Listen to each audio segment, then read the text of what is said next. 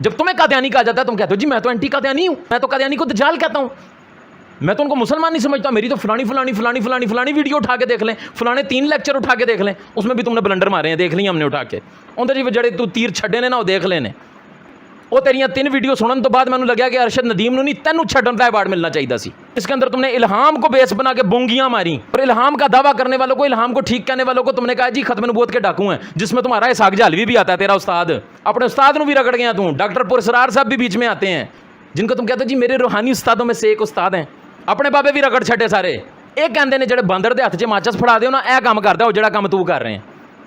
اپنے شعبے میں تم انجینئرنگ میں ناکام ہو گئے، فارمولے تمہیں یاد نہیں ہوتے تھے، کالج سے تم نے نکال دیا، جب تم نے دیکھا کہ یار روزی روٹی کہیں اور نہیں مل رہی تو تم تو فرقہ ڈالنے کے لیے آگے دین کا بیڑا غرق کرنے کے لیے بیٹھ گئے۔ وہ کرامات جو سند کے ساتھ باقاعدہ کتابوں میں لکھی ہوئی ہیں، ان کے بارے میں یہ کیا کہتا ہے؟ کہتا ہے جی یہ ان کی طرف منسوب کر دی ہیں لوگوں کو کرامات سے متنفر کرنے کے لیے۔ دیکھیں کتنا بڑا دجال ہے، کتنا بڑا فراڈی ہے، کتنا بڑا ڈرامے باز ہے یہ۔ کہتا ہے جی وہ کرامات جو کتابوں میں لکھی ہوئی ہیں، سند کے ساتھ لکھی ہوئی ہیں، کوڑ کباڑے جی کہانیاں نے جی، انہوں نے بزرگاں کی طرف منسوب کر دیتی ہیں، بزرگاں نے نہیں کیا، غوث پاک نے اس طرح کے دعوے نہیں کیے، غوث پاک کی طرف کوئی کرامت منسوب نہیں ہے، کرامت جھوٹ ہے، کوڑ کباڑ ہے، کرامت نہیں ہو سکتی، جس کا ثبوت قرآن سے موجود ہے اس کرامت کا انکار کرا رہا ہے عوام کو۔ دوسری طرف چشتی رسول اللہ جس کی کوئی سند ہی نہیں ہے واقعے کی، کہتا جی انہوں نے بزرگاں نے اپنے کلمے پڑھائے نے، انہوں نے کتابیں لکھے ہوئے نے۔ دیکھو کتنی بڑی مکاری ہے، کتنا بڑا فراڈ ہے، کبھی سوچا آپ نے اس کے اوپر؟ ان کرامات سے متنفر کر رہا ہے جس کی سند موجود ہے، جو باقاعدہ بزرگوں سے لکھی ہوئی آ رہی ہیں، صحیح سند کے ساتھ، بزرگوں کی سند کے ساتھ موجود ہیں، اس کے بارے میں کہتا ہے یہ جھوٹی ہیں جی، یہ انہوں نے ایویں خام خواہ کی ڈال دی ہیں، کہانی ہے جی۔ اس کے اوپر انشاءاللہ میں باقاعدہ الگ سے ویڈیو بناؤں گا کرامات کے اوپر، انشاءاللہ اس پہ بھی میں اس کو ننگا کروں گا، لیکن آپ کو میں ایک اشارہ دے رہا ہوں کہ ایک صحیح چیز کو کیسے غلط اور غلط چیز کو کیسے صحیح کر کے آپ کے سامنے پیش کرتا ہے، اور اس کو پتہ ہے کہ میں جو کچھ کر رہا ہوں میں غلط کر رہا ہوں۔ تو اگر تم یہ کہتے ہو کہ یار ہم نہیں مانتے، ہم تمہارا یہ زخم چھیلتے رہیں گے، سر جی پھر اسی بھی نہیں مانتے، ہم بھی تمہارا قادیانیوں کے فرنٹ مین والا زخم چھیلتے رہیں گے، ہم بھی تمہیں پھر منی گاڈ پارٹی کہتے رہیں گے، جو تم اپنی اکیڈمی میں بیٹھ کے شرک کی تعلیم دیتے ہو لوگوں کو، اور یہ کہتے ہو کہ جی اللہ تبارک و تعالیٰ جنتی کو جنت میں منی گاڈ بنا دے گا معاذ اللہ۔ کس منہ سے تم بریلویوں کو کہتے ہو کہ جناب قبروں پہ جا کے شرک کرتے ہیں؟ تم تو خود منی گاڈ پارٹی ہو میں۔ پھر تم کہتے ہو نہیں خالق مخلوق کا فرق ہے، بھائی خالق مخلوق کا فرق ہو پھر بھی منی گاڈ نہیں مانا جا سکتا، یہ شرک ہے۔ اللہ تبارک و تعالیٰ کی ذات کے ساتھ کسی قسم کا کوئی شریک نہیں ٹھہرا سکتے ہم خالق مخلوق کا فرق کہہ کے بھی نہیں ٹھہرا سکتے۔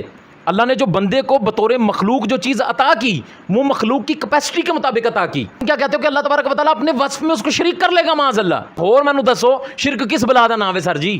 باپا نگاہ کرم کر دو یہ شرک ہے تے سر جی یہ کی ہے؟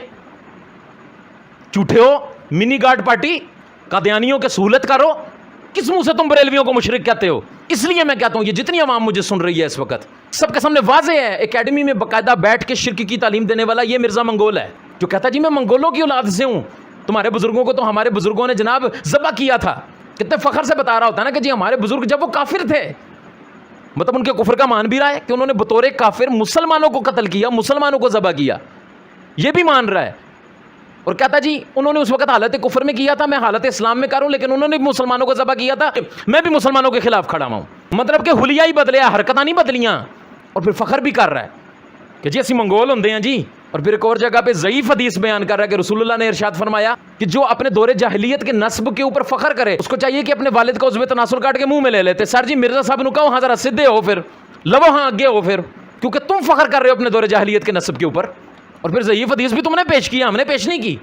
تو تمہارے جو منگولی بابے جو ہیں نا، جو وہ ہمارے صوفیاء کرام کے خلاف تھے، تو اس وقت وہ کیوں خلاف تھے؟ وہ حالت کفر میں تھے۔ اگر تیرے اندر غیرت ہوتی نا تو مفتی منیب الرحمان کے فتوے کے بعد تو دوبارہ چشتی رسول اللہ کا نام نہ لیتا، تو کہتا جی اسی لواں گے، اسی کواں گے چشتی رسول پارٹی، اسی بھی کواں گے قادیانی سہولت کار پارٹی، اسی بھی کواں گے قادیانی دا فرنٹ مین، اسی بھی کواں گے منی گاڈ پارٹی، تہاڈی ایسی دی تیسی، انج تے پھر انج صحیح۔